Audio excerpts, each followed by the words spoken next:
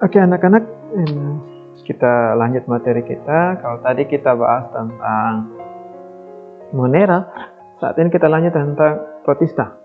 Protista ini memiliki ciri-ciri yang pertama, bersifat polifilitik atau dia ini berasal dari banyak nenek moyang. Nah, materi ini kalau bicara nenek moyang kita akan bahas nanti pada materi berhubungan dengan evolusi. Kemudian dia bersifat eukariotik. Eukariotik adalah sel yang sudah memiliki membran inti. Kalau tadi Monera itu bersifat prokariotik, tidak memiliki membran inti. Ini kebalikan dari prokariotik, dia sudah memiliki membran inti. Yang berikut uniselular atau multiselular koloni. Sudah Pak jelaskan tadi, Pak harap kalian masih ingat. Kemudian punya bersifat aerob, ini adalah tugas kalian. Dia membutuhkan air. Ciri khusus dari protista adalah dia sangat-sangat membutuhkan air. Nah, protista di sini dibagi menjadi 3 subgenome besar ya. Yang pertama itu protista mirip jamur, yang berikut protista mirip tumbuhan, yang berikut protista mirip hewan. Kita akan bahas satu persatu. Protista mirip jamur. Oke, ini ada 2, Myxomycota atau jamur lendir, kemudian ada Oomycota atau water mold atau jamur air. Kita bahas satu-satu ya. Di sini Pak usahakan sehingga materi ini sederhana dan kalian bisa tangkap. Oke, kita bahas yang pertama, Myxomycota atau jamur lendir. Myxomycota atau jamur lendir adalah jamur protista mirip jamur yang memiliki ciri yang pertama heterotrof. Pak harap kalian kerjakan tugas, kalian pasti mengerti apa maksud heterotrof. Kemudian aselular, ini satu sel, kemudian berpigmen kuning, jingga atau warna terang lainnya. Kemudian alat gerak berupa pseudopodia atau flagellum. Pseudopodia ini adalah gerak berupa bagian-bagian tubuh yang dijulur-julurkan. Kalau flagella ini tadi sama seperti bakteri, ada seperti benang halus ya. Kemudian perkembangbiakannya vegetatif, generatif, dengan tak kawin dan dengan kawin.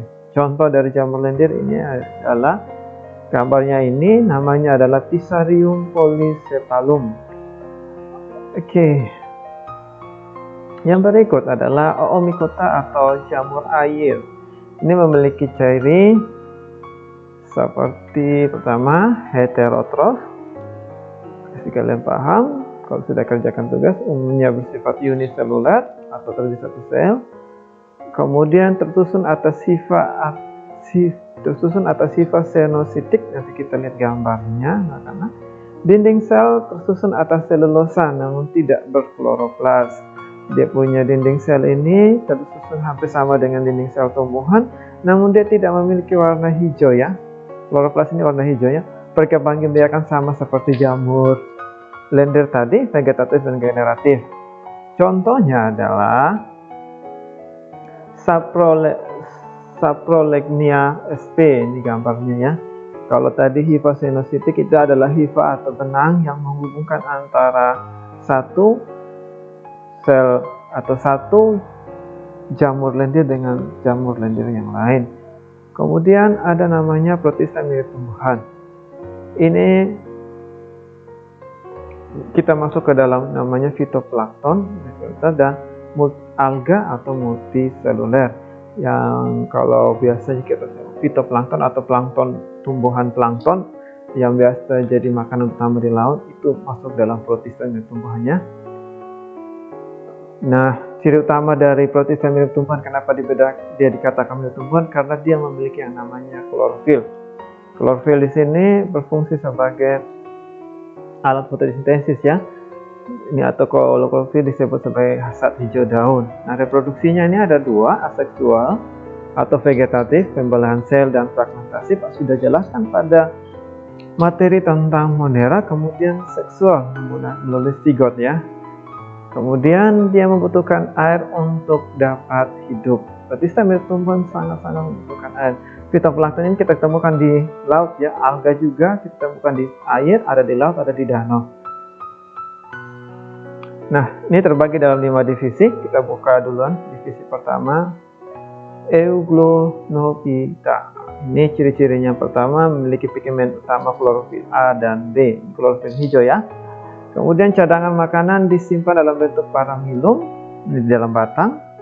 Kemudian uniseluler, dia hanya terdiri satu sel saja, bersifat mandiri. Kemudian dinding sel berupa selulosa yang dilengkapi dengan pelikel atau zat tanduk.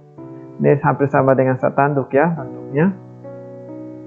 Jadi di selulosa hampir sama dengan tumbuhan.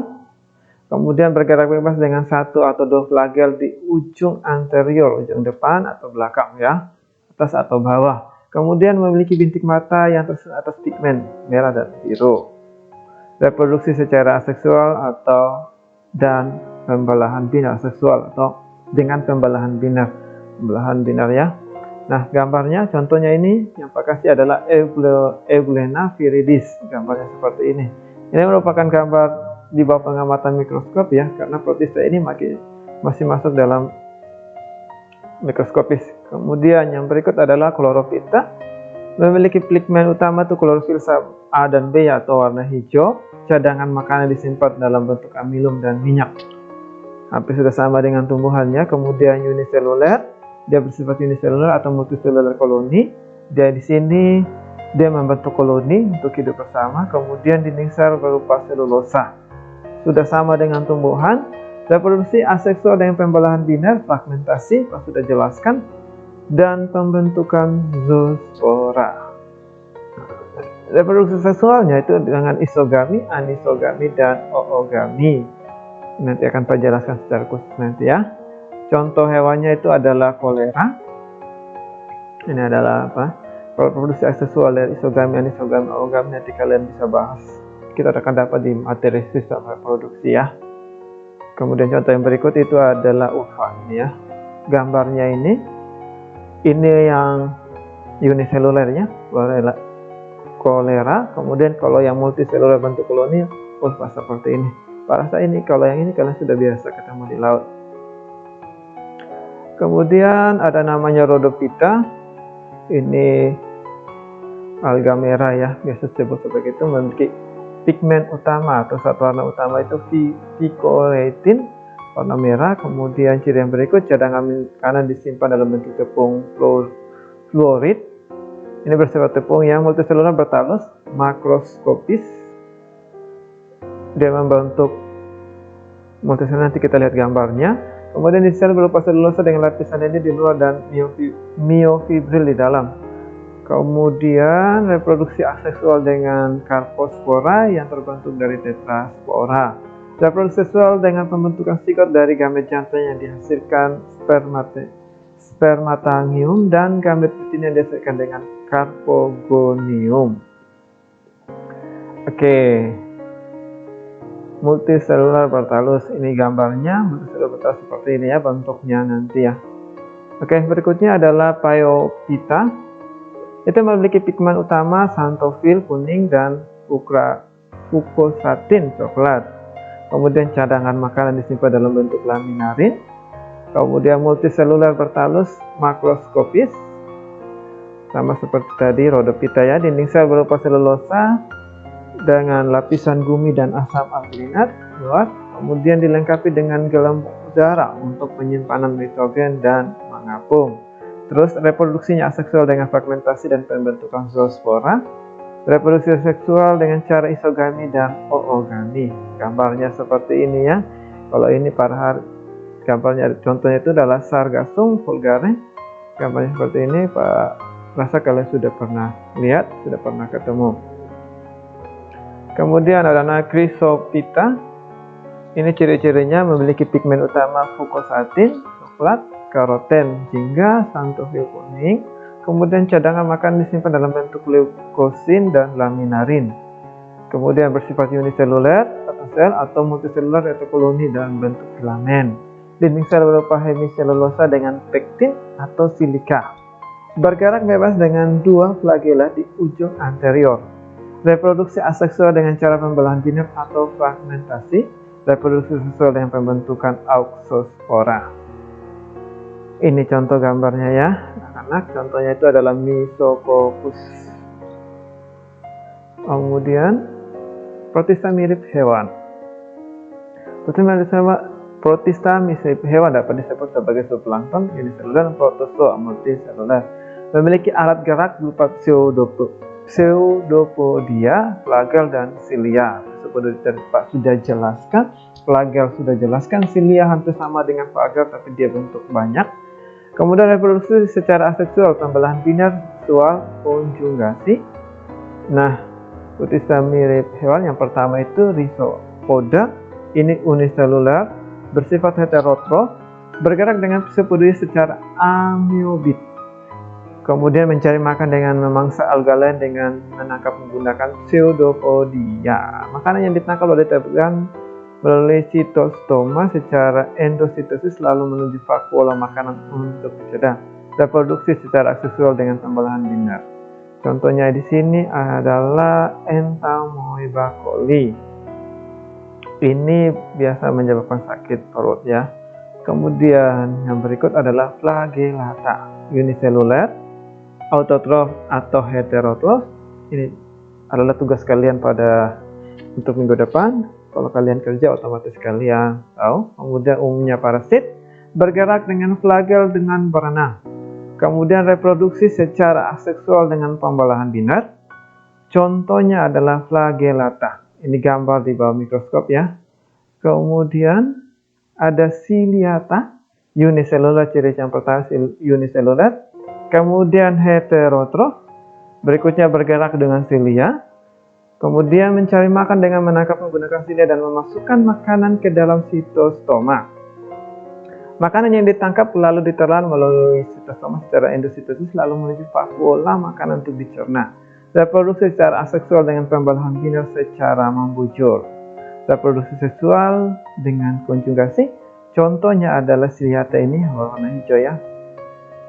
Oke.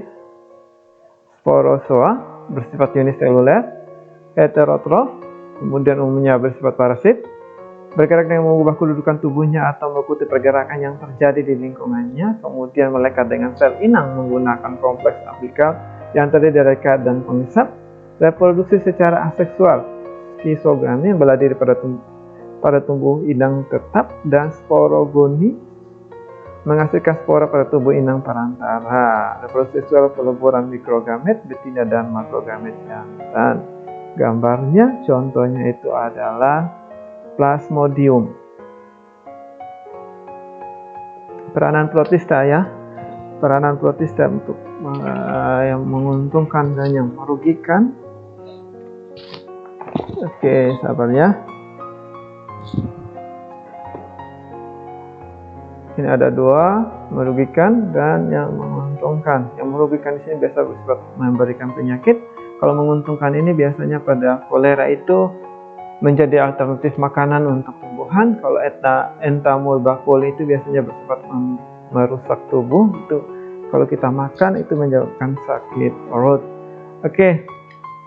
Untuk materi pertemuan ini sampai di sini, untuk menjadi tugas tambahan untuk kalian adalah ditulis tangan. Pak, mulai minggu depan Pak wajibkan kalian untuk satu orang itu memiliki namanya kamus biologi.